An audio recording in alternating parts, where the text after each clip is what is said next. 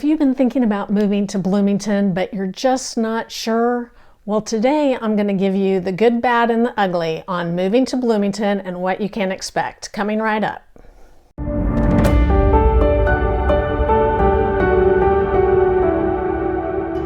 I'm Wendy Kohlmeier. I'm with BTown Realtors, and today I'm going to give you the pros and cons of living in Bloomington. And we're going to start out with the cons. The first thing is the rising house prices. And I know that may seem redundant since they're rising everywhere, but in Bloomington, in the 47401 zip code, they have risen 11% in the last year, and that's according to listreports.com. So if you're wondering if the prices are ever going to come down, we did experience a little bit there where the prices were coming down, but now we're going into the spring market and it seems to be starting earlier this year than it did last year. So I doubt we're going to see much as a way of downward pricing is going to go. Next thing is there are too many apartments being built. I mean, they are everywhere.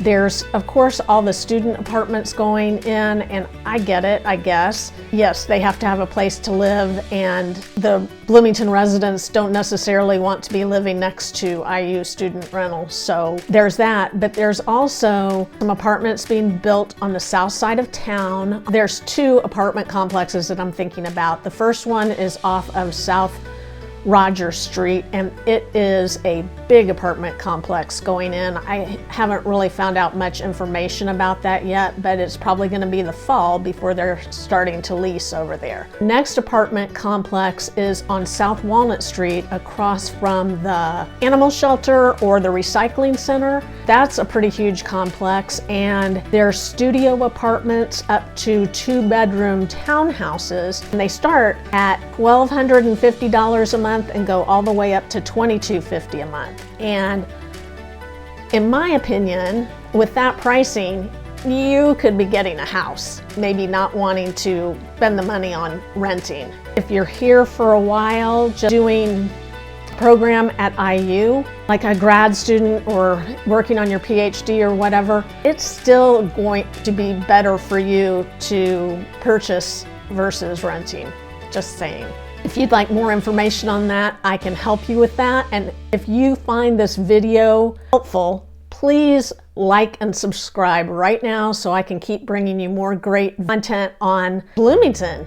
And the next thing is there's not enough housing for first-time home buyers. There's no new additions going in where they're building houses for first-time home buyers or paired housing. They're not doing any of that. Honestly, it's very, very hard. And when I say first-time home buyers, I'm saying people that are looking for something under $300,000. And really, most first-time home buyers aren't going to be looking for anything over $300,000. There may be a few, but not that many. But really, in Bloomington, you cannot find something that's livable at $100,000 or $150,000. You're going to be spending a ton of money fixing that up to make it livable. At even $200,000, you're still going to be spending some money to make that, to do the updates, to make it move-in ready. There is some housing at $250,000, but it's very sporadic, and honestly, when houses do come on the market and they look like they're in really good shape, they are going to sell that day. And even now, this is February 2023, they're going to sell really quick. There's that. It's very unfortunate that the first-time home buyer that is qualified for, say, up to $150,000 or $200,000, they just can't find much. Really, what you are going to find possibly is a condo. And a lot of people don't want to do condos, but as a first-time home buyer, this might be a good choice for you to purchase and build some equity to then move up to a house later after you've built some equity in a condo. So I've given you some downsides. So the pros of living in Bloomington. They're not going to be what you would normally think. Cost of living index. So if you're moving here from Chicago, you're going to find that the cost of living is 21% cheaper in Bloomington than Chicago.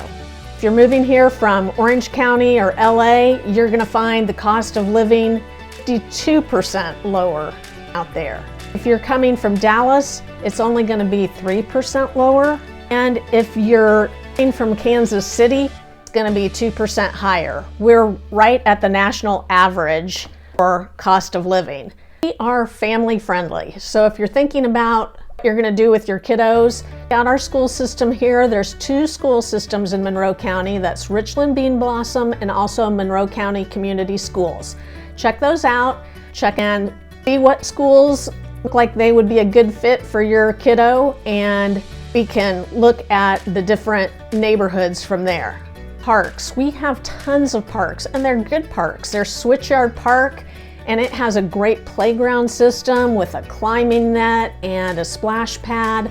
There's also Bryan Park, which is one of the city's oldest parks, and it has a community swimming pool and tennis courts. It has great playground areas for the kids, and the Parks and Recreation Department does movie nights and all kinds of things out there too.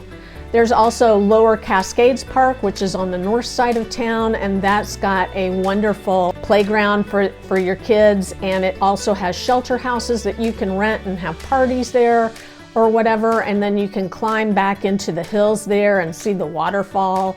It's kind of cool. Also want to download from Bloomington website or pick up a Parks and Recreation guide. It is a thick guide that they put out 4 times a year for the different seasons, but it's got all kinds of things to do and classes that you can take. Very low cost, but you definitely want to check that out. Restaurants. You'd think we wouldn't have a lot of restaurants, but we have a very diverse restaurant menu in Bloomington, and there's over 100 restaurants just in the downtown area. So we have everything from keto, vegan, vegetarian, pescatarian, paleo, gluten-free, fruitarian, and even, of course, for the carnivore, there's things for that too. We've got everything from Asian to Vietnamese and everything in between, so you will never be without something in Bloomington. There's also big chain restaurants too, so there's that. The eclectic charm of Bloomington's pretty cool. So have you ever been and walked through the downtown area? If you haven't, you need to walk through Indiana University and then go into the downtown area, because you're going to see that eclectic mix of restaurants over on 4th Street. It's mixed into the downtown area. There's a mixture of student rentals, restaurants, cool college bars, mom and pop stores within old buildings or old houses that have been remodeled into a restaurant or a boutique, something like that. It's all the old blended in with new construction as well. And then another pro is the students.